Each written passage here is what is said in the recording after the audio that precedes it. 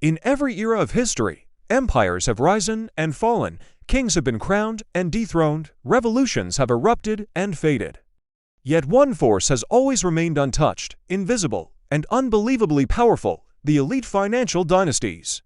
They do not rule with swords, they do not conquer with armies. They rule with numbers, symbols, and secrets, secrets passed from generation to generation, quietly shaping the world while remaining hidden behind marble walls and private vaults. This is their story, the birth of the invisible empire. Centuries ago, when Europe was drowning in wars and kingdoms were collapsing under debt, a small group of families discovered a truth that would change the world forever. If you control the flow of money, you control the fate of nations. These famous traders, bankers, merchants began lending money to kings who desperately needed it to fund wars. And with every loan, they earned something far more valuable than gold. But the one who owns his debt owns his kingdom. And so began the rise of the elite dynasties that learned to stay in the shadows while their influence spread across continents, the vault of secrets. Behind their mansions, deep beneath chandeliers and marble floors, these families kept something no ordinary bank ever possessed. Inside these vaults were ancient manuscripts on trade routes, codes for moving money invisibly, strategies for controlling markets, maps of gold reserves, hidden treaties with rulers. Each family guarded its vault like a treasure chest of power. Only the next heir, hand-picked and groomed from childhood, could enter it at age 21. And when they opened that vault for the first time, they stepped into a world that few humans had ever seen. Because the real currency of these dynasties wasn't money, it was information. The secret rule: never become the king. One of the most surprising secrets of elite financial dynasties is simple. They never try to become kings themselves, because the king is visible. The king is held responsible. He controls everything, without ever taking the blame. So dynasties placed their children in positions where power was real but silent: advisors to rulers, financiers of governments, owners of central banks, whisperers behind closed doors. They learned an art most rulers never mastered: controlling without appearing to control. There are wars that never make it into history books, wars fought without swords or bullets. They are called financial wars, and the elite dynasties mastered them.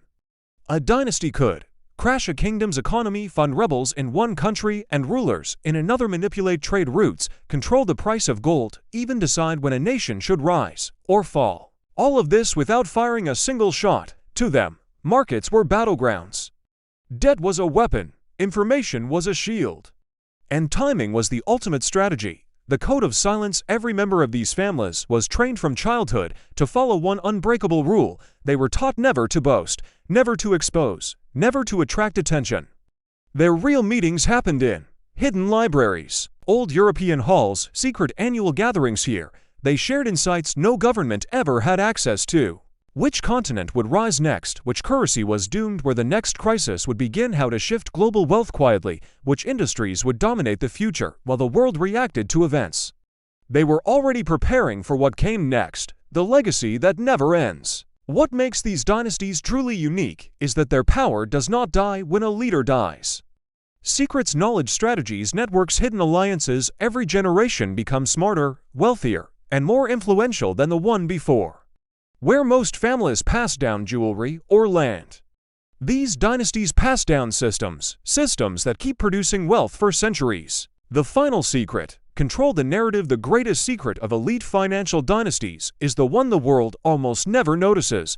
They do not just control money. They control stories, media, education, the information people consume. If people believe money works a certain way, the dynasties can shape that belief to their advantage. Because controlling how the world thinks about money is even more powerful than controlling money itself.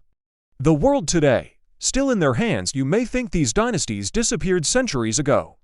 Global banking systems, modern stock markets, central banks, the names may have changed. Because the real rulers of the financial world are never seen on TV. They sit quietly, behind closed doors, decoding patterns, shaping decisions, and writing the future. The world runs on money. Money runs through systems, and the systems run through them.